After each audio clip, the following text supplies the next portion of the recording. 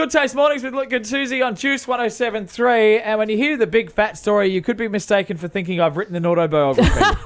Wow. Well, thank you for that country girl laugh. I like it when my jokes are funny and a hoedown combined. That's good. Hey, but to talk about the big fat story, omega-3 versus omega-6, he's been all over the news this morning. He is the man who is the expert for the World Health Organization. Stuart Tomc is our guest. Hey, Stuart, how are you? I have never had a bad day in my life, and I'm thrilled to meet both of you. Is that because you have a big fat story that is good news? No, I think that's because I have a good attitude, and I generally decide every morning that I want to try to figure out how to make a difference in the world. So that part, I think, has to come first. Stuart, Tom, We listen all to you. need you in our lives. Yay!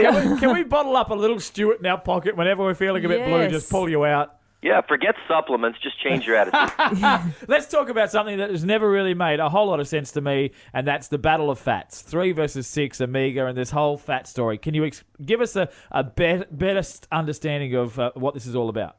Well, omega-3 and omega-6 fats are essential because we cannot live without them. They have to be consumed in our diet, whether it's food or supplements. And more importantly, these essential fats are required for every single biological process necessary to keep us healthy. Now, we know that we're made of trillions and trillions of cells, and these EFAs, essential fats, are structural components of the cell membrane, the brain of the cell.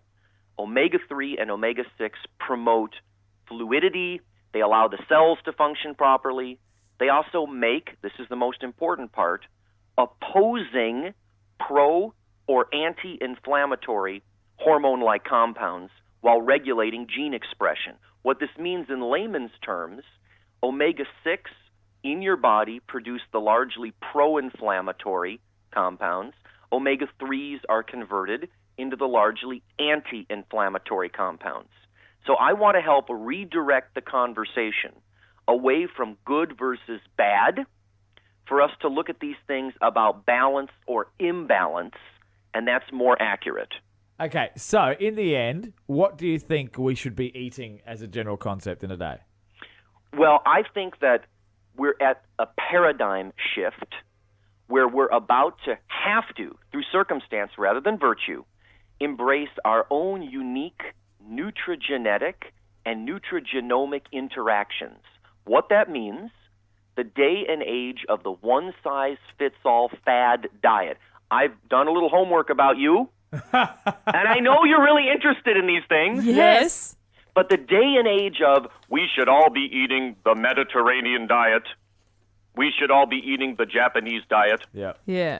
that is about to change as we look at our own unique allelic differences and genetic interactions with the food in our world. That doesn't mean we should abandon all of the energy we've put into more judicious food choices.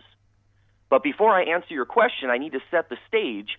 We need to know what's going on with ourselves and our own interactions with the foods we eat more than trying to sign up for a plan that may work brilliantly for one person and may fail someone else. Yep. All right. So now you said you were going to give us the answer of what we should eat. Okay.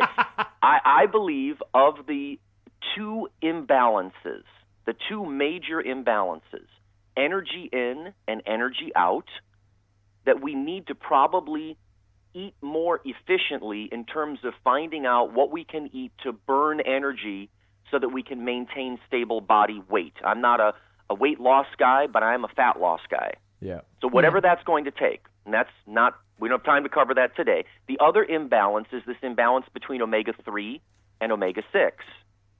And the first thing that we should do, in my humble opinion, is to test our blood to find out what our omega-3 status is. Now, if you don't want to do that, if you don't want to find out what your omega-3 status is, then we should probably eat more green leafy vegetables, almost all of us, more things like flax meal, because those will compete with all of the vegetable oils in the diet that we get too many of, which I know you know a lot about.